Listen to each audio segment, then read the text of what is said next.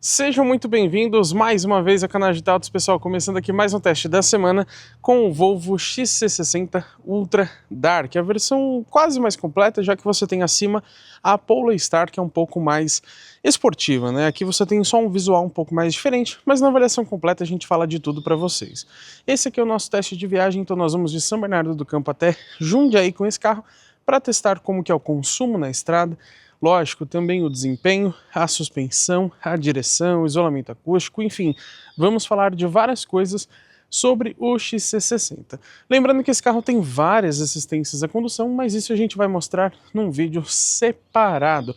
Assim a gente consegue abordar com mais calma cada um desses temas. Deixa eu mostrar rapidamente o interior aqui para vocês e vamos lá então para a estrada conferir na prática como que se comporta esse Volvo. Finalmente estamos pegando a estrada aqui com o Volvo XC60 Ultra Dark e eu já resetei pra gente então nosso trip de consumo único. Esse carro eu já vou até adiantar para vocês que ele custa R$490 mil com esse pacote Dark e ele só tem um trip de consumo. Poxa, Volvo, um só é complicado, né? Pelo menos dois, mas acho que um carro de quase R$500 mil deveria ter uns 4, 5 trips de consumo, porque nunca é demais, é sempre bom. Tem carros da Stellantis muito mais baratos que possuem isso. E por isso a gente vai acabar perdendo o nosso consumo total entre São Bernardo do Campo e Jundiaí, para a gente priorizar o consumo aqui na estrada, que é o que mais importa nesse vídeo. Então por isso ali no começo eu já resetei e chegando no pedágio a gente vai conferir como que fica então essa média. Isso porque depois do pedágio a gente vai pisar fundo para testar o desempenho. Lembrando também que estamos no modo de condução híbrido, digamos que convencional. E isso porque esse carro está com um pouco de bateria, então colocando no modo automático da bateria, ele vai rodar todo esse trecho aqui até gastar a bateria e depois ele vai funcionar como se fosse um híbrido convencional, onde o próprio motor a combustão ou então a frenagem regenerativa, que funciona da seguinte forma: nos carros híbridos e elétricos, quando você tira o pé do acelerador ou então pisa no pedal do freio, ele inverte a rotação do motor elétrico para transformar a energia cinética, ou seja, de movimento, em energia elétrica. E assim você consegue ser um pouco mais econômico, você recupera um pouco daquela energia que você tinha gastado anteriormente. Mas ele não te dá uma autonomia infinita, porque quando ele faz essa troca de energia ele acaba perdendo velocidade, por isso que ele funciona somente em desacelerações e frenagens. Então, colocando a bateria no modo hold, que é o que deixamos aqui, ele vai preservar a carga dela e ele vai funcionar como se fosse um híbrido convencional. Então ele vai gastar um pouquinho da bateria e aí ele já vai recarregar através da frenagem ou então através do motor a combustão, principalmente esse, já que principalmente aqui na estrada você quase não faz frenagens mais intensas.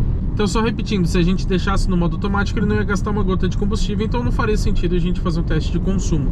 Por isso que eu estou fazendo nesse modo hold.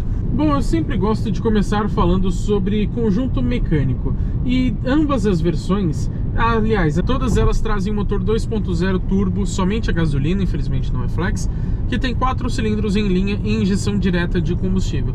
Ele rende uma potência máxima de 317 cavalos a 6.000 rotações e um torque máximo de 40,8 kgfm.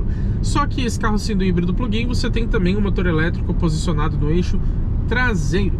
E ele rende para nós uma potência máxima de 145 cavalos com mais 31,5 kg de torque.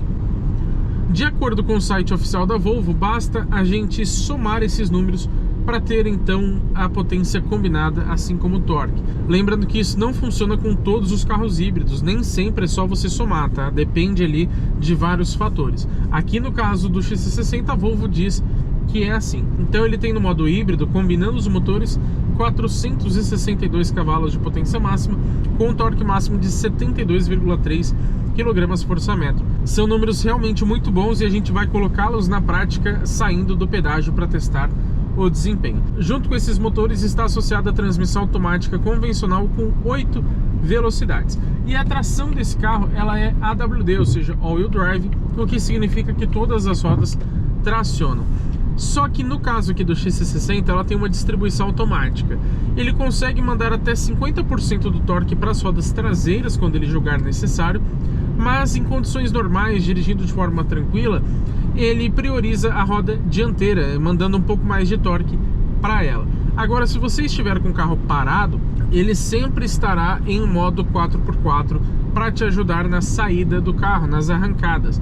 Então, por exemplo, se você quiser fazer um 0 a 100 ou uma saída mais forte do semáforo, ele já vai estar em 4x4 justamente para auxiliar nessa questão. E é lógico que, se tratando de um veículo híbrido plug-in, a gente não pode deixar de citar para vocês o conjunto de baterias. Elas são feitas de íons de lítio e possuem uma capacidade máxima de 18,8 kWh.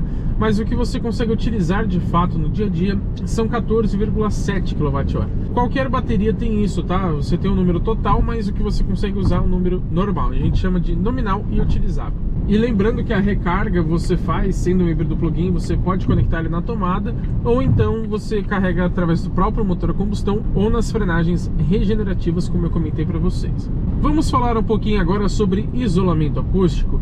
Sinceramente, para um carro de quase 500 mil reais, eu esperava um pouquinho mais. Não que ele seja ruim, ele é bom, mas a gente testou aqui recentemente a Ram 1500 Solar M-Night Edition, que tinha inclusive aquele cancelamento ativo de ruídos, onde ele consegue, por microfones internos, captar o ruído de motorização, de escapamento e tudo mais, e emitir pelo sistema de som, que também é Harman Kardon, assim como aqui no Volvo, uma frequência contrária para eliminar esse ruído. Então você não percebe a existência dele.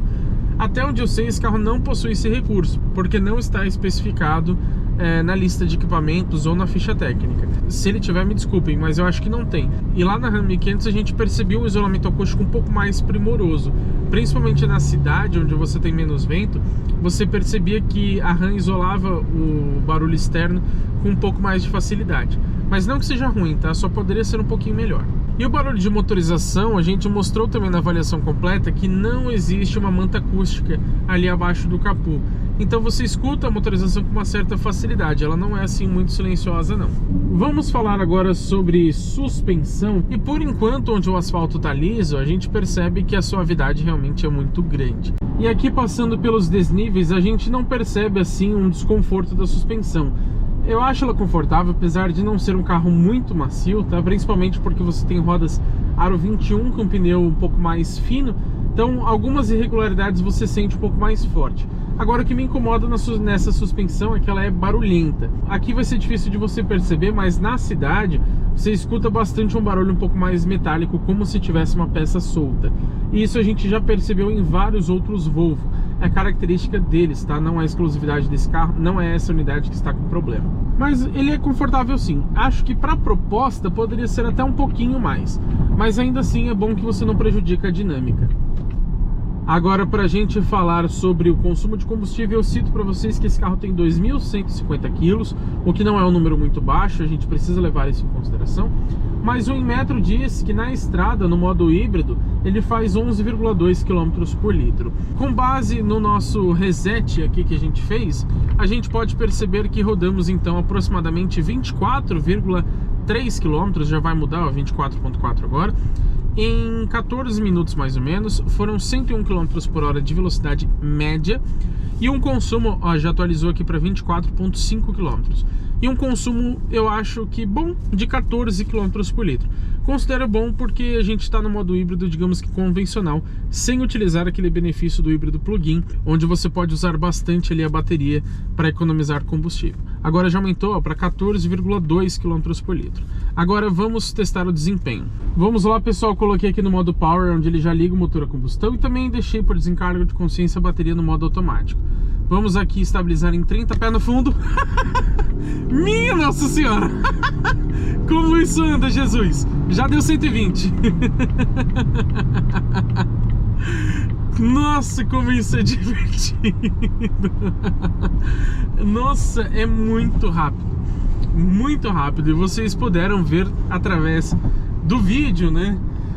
Meu Deus, que divertido. Vamos aqui fazer uma retomada de 80, ó. Vamos lá, estabilizou em 80, pé no fundo. Olha, demora um pouquinho para encher o motor a combustão, mas depois é muito rápido, viu? Muito bom mesmo esse desempenho. É algo que, inclusive, já posso adiantar para vocês, embora a gente vá detalhar na avaliação completa, que esse desempenho você não encontra nos concorrentes, pelo menos não nessa faixa de preço. Talvez por uns 100, 150 mil reais a mais você encontre, mas nessa faixa de 490 só o XC60, tá? Então é um ponto realmente muito positivo aqui desse carro. Ó, 100 por hora, vamos lá estabilizar. Pé no fundo. Ó, de novo, demorou um pouquinho para encher o motor, mas ó, nem deu tempo de eu terminar de falar, já foi para mais de 120 km por hora. Realmente muito bom. E é divertido, né? Realmente muito divertido você andar com esse carro. Lembrando que quando você coloca o modo Power, ele muda ali também o medidor de energia, que na verdade ele tem para indicar o quanto você está gastando ou economizando, para o conta-giros. Então estamos a 2.000 rotações. Ó, vou dar um pé no fundo, ó. Ó, demorou, mas subiu 4.500, 5.500 rotações. Agora, você colocando no modo convencional, no modo híbrido, por exemplo, ele vai ficar com um medidor de energia, inclusive com uma gotinha ali, uma linha indicando até onde você consegue usar o motor elétrico. Então, por exemplo, aqui onde eu deixei a bateria no modo automático agora, ele realmente vai ficar com a gotinha mais alta, indicando que você pode usar bastante a bateria. Agora, no caso do híbrido convencional, você vê que essa linha da gota baixa bastante, porque ele vai gastando um pouco da bateria que ele tem. Aí passou daquela linha, ele vai ligar o motor a combustão. E essa linha vai variando, essa linha com essa gota, né? Então você vai conseguindo ter um controle mais preciso de até onde você consegue chegar sem acionar o motor a combustão. Agora, o que não é legal é que ele não mostra quantos quilowatt você está gastando ou economizando. Por exemplo, 20 kW, 70 kW. Alguns outros carros mostram, principalmente os chineses. Vamos fazer uma última aceleração, prometo que é a última, mas é muito divertido fazer isso. Vou baixar agora para 85 km por hora mais ou menos, pé no fundo. Ó, demorou um pouquinho mesmo no modo Power, e 120. Ai, ai, como é bom isso aqui, viu? Nossa Senhora. Agora eu quero falar um pouquinho para vocês sobre direção. Eu acho que ela tem um peso aqui bem certo. Vocês podem ver que ela não é super direta, ela tem, digamos que uma faixa de zona morta, sabe? Como se fosse uma folga na direção. Mas se você der uma puxada mais forte, aí ele vai responder com mais facilidade. Agora, o peso dela, ela sendo elétrica progressiva, obviamente, ela vai ficando mais rígida conforme você vai aumentando a velocidade. E aqui eu acho que ela não fica nem muito leve nem muito pesada, então ela está bem calibrada nesse sentido. Só acho que poderia ser um pouquinho mais direta, considerando a potência que esse carro tem. Então ele poderia ter uma condução ligeiramente mais esportiva. Ou que pelo menos você tivesse uma mudança ali de modo de condução, por exemplo, colocar a direção no mais confortável, no médio ou no mais esportivo.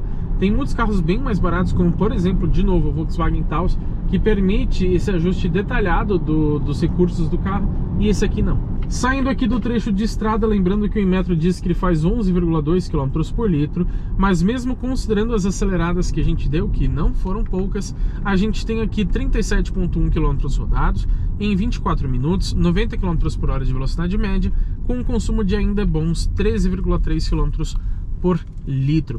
Isso lembrando no modo híbrido, digamos que convencional, sem abusar da bateria. Chegamos aqui no final do nosso trajeto em Jundiaí e o que eu tenho a dizer para vocês sobre o Volvo XC60 Ultra Dark. É capaz que ao longo do vídeo eu tenha falado Ultimate alguma vez, porque eu ainda não acostumei com essa mudança de nome, mas agora ele chama Ultra. E nessa versão aqui, que tem um design um pouquinho mais esportivo, recebe o sobrenome Dark. Como o próprio nome diz, também tem os detalhes escurecidos, mas na avaliação completa a gente fala de tudo. Bom, um resumo sobre esse carro. O desempenho realmente é fenomenal. Ele também é um carro confortável, não que ele seja super macio, mas não dá para dizer que é desconfortável. As assistências à condução a gente mostrou melhor em outro vídeo, mas eu gosto bastante aqui do XC60. Na avaliação completa eu falo para vocês se vale a pena ou não comprar esse carro por R$490 mil que ele custa atualmente. Mas viajar com ele certamente é um ponto bastante positivo. Agora, o que me incomoda num quesito de viagem é que o espaço interno desse carro é bem pior do que parece ser pelo porte dele. Tudo bem que eu tenho mais de 1,92 de altura, o banco está regulado confortavelmente para eu dirigir, mas o espaço que sobra aqui atrás não é muito generoso. E essa parte, ó, é de plástico, o que incomoda também quem for ali atrás. Se encostar um pouquinho o joelho, vai ficar machucando. E também outra coisa que me incomoda muito é que você não tem mais de um trip de consumo. Então a gente nem consegue mostrar como que ficou o consumo total entre São Bernardo do Campo e Jundiaí. Só aquele na estrada que a gente comentou para vocês. Mas de fato, dirigir o Volvo XC60 é realmente um ponto bastante positivo. E esse design, alguém pode até dizer que já está um pouquinho ultrapassado, porque faz anos que ele tem esse mesmo visual, mas eu ainda acho magnífico, principalmente nessa cor Bright Dusk, que é praticamente um dourado, né? Realmente um tom muito bonito. Agora, falando um pouquinho para vocês sobre o consumo de combustível, claro, utilizando o benefício do híbrido plug-in, que é andar em modo 100% elétrico por bastante tempo, onde a carga da bateria vai embora com facilidade, aí sim você tem um carro realmente extremamente econômico. Agora, no modo híbrido, digamos que convencional, aí você já tem um carro pesado com motor 2.0 turbo, injeção direta, tração nas 4 rodas. Então, nesse caso, o consumo assim não me agrada tanto. Ainda que a gente conseguiu ali por volta de 13, 14 km por litro na estrada, o que é um consumo interessante, mas quando você anda frequentemente a 120 ou até acima disso, aí o consumo já cai ali para 10, 10,5, 11, isso rodando na estrada. Então, para um carro híbrido poderia ser melhor. Agora, não dá para ter tudo também, né? Ele tendo esse desempenho incrível, dá até para entender que o consumo assim não seja igualmente fantástico. Mas agora que vocês já sabem a minha opinião, também quero saber a de vocês. Então comenta aqui embaixo o que você achou do Volvo XC60 Ultra Dark. E essa cor, vocês gostam tanto quanto eu ou eu sou o único maluco? Comenta aqui embaixo que eu quero ter essa conversa com vocês. E o que você achou dessas médias de consumo também? Você esperava um pouco mais? É realmente o que você já imaginava? Ou você esperava que fosse menor? E é claro, né, pessoal, se inscreva no canal e ative as notificações, porque teremos muito conteúdo legal com esse carro e também com todos os outros que passam pelo teste de uma semana aqui no canal GT Autos.